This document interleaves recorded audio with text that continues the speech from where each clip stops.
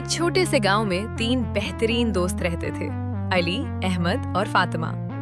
علی بہت شرارتی ہے، احمد مزیدار ہے اور فاطمہ ہمیشہ ہمیسی میں شریک رہتی ہے۔ یہ تینوں دوست ایک دوسرے سے بہت محبت کرتے ہیں۔ وہ ہمیشہ ساتھ کھیلتے، ہنستے اور مزے کرتے ہیں۔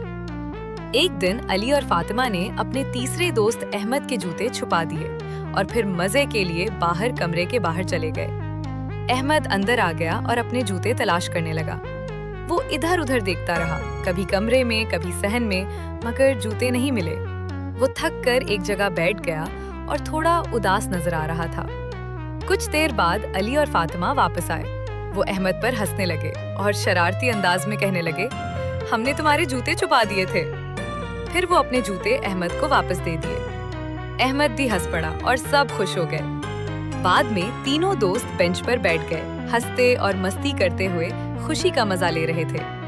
پھر سب نے ہاتھ جوڑ کر دعا کی، اللہ ہمیں تینوں کو پکے دوست بنائے، ہمیشہ اچھے کام کرنے کی توفیق عطا فرمائے اور ہمیں ہر وقت خوشی سے رہنے کی توفیق دے۔ آخر میں سب دوست گاڑی میں بیٹھ کر اپنے گھر کی طرف روانہ ہو گئے، ہنستے اور خوش رہتے۔